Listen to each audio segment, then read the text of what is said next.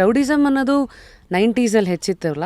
Bombay blast ಆದ ನಂತರ ಬೆಂಗಳೂರಿನಲ್ಲಿ ಬೇರೆ ಥರವಾದಂತಹ ಅಂಡರ್ವರ್ಲ್ಡ್ ಚಟುವಟಿಕೆಗಳು ಬೇರೆ ಅದು ಗರಿಗೆದ್ರು ಬಿಡ್ತದೆ. ಯಾವುದು ಇಬ್ರಾಹಿಂ ಮತ್ತು ಚೋಟಾ ಶಕೀಲ್ ಮತ್ತು ಈ ಕಡೆ ಚೋಟಾ ರಾಜನ್ ಗ್ಯಾಂಗು ಬೇರೆ ಬೇರೆ ಆಗಿಬಿಡ್ತಾರೆ. ಆ ಒಂದು ಪೀರಿಯಡಲ್ಲಿ ಎನ್ಕೌಂಟರ್ ಆದದನ್ನ ನಾವು ಒಂಥರ ಅದಕ್ಕೆ ನಾವು ಅದಕ್ಕೊಂದು ಭಾಳ ಉಪಮೇಯನೇ ಕೊಡ್ತೀವಿ ಸರಿಯಾಗಿ. ಮಸ್ಕಿಟೋಗೆ ಬ್ಯಾಟಿಂಗ್ ಮಾಡಲ್ವಾ ಆ ಥರ ಹೊಡೆದಿದ್ದ 92, 93, 94ರಲ್ಲಿ ಬೆಂಗಳೂರು ನಗರಕ್ಕೆ ಸಾಮಾನ್ಯವಾಗಿ 90ನೇ ಇಸ್ವಿನಲ್ಲಿ ಯಾರಾದ್ರೂ ಭಾಳ ತುಂಬ ಸಾಹುಕಾರರ ಮನೆಗಳಲ್ಲಿ ಒಂದು ಫೋನ್ ಇರ್ತಿತ್ತು, ಒಂದು ಗ್ಯಾಸ್ ಇರ್ತಿತ್ತು.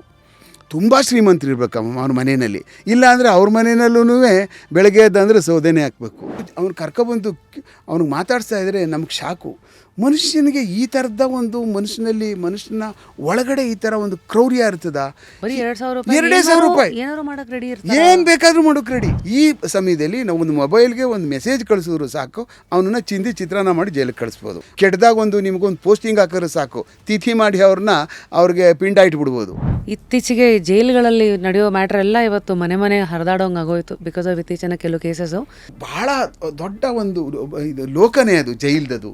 ಇಡೀ ರಾಜ್ಯದ ಎಲ್ಲ ಕೆಟ್ಟ ಕೊಳತ ಮನಸ್ಸುಗಳು, ಆಮೇಲೆ ಎಲ್ಲ ಫ್ರಸ್ಟ್ರೇಟೆಡ್ ಅವ್ರನ್ನ ತಗೊಂಡೋಗಿ ಒಂದು ಕಡೆ ಜೈಲು ಒಳಗಡೆ ತುಂಬ್ಕೋಬೇಕು ಅಂದಾಗ ಆ ಗೋಡೆ ಒಳಗಡೆಗೆ ಅದನ್ನ ಮ್ಯಾನೇಜ್ ಮಾಡುವಂಥ ಅದು ಭಾಳ ಕಷ್ಟ ಇದೆ. ಕೆಂಪೇಗೌಡರು ಕಟ್ಟಿದ ಬೆಂಗಳೂರಿಂದ ಹಿಡಿದು ಅವಾಗಿಂದ 2000ವರೆಗೂ ಒಂದು ಬೆಂಗಳೂರು ಆದರೆ 2000ರಿಂದ 2020ಕ್ಕೇ ಒಂದು ಬೆಂಗಳೂರು. ಫುಲ್ ವಿಡಿಯೋನ ನೋಡಿ ಆನ್ ರ್ಯಾಪಿಡ್ ರಾಶ್ಮೀಸ್ ಯೂಟ್ಯೂಬ್ ಚಾನಲ್.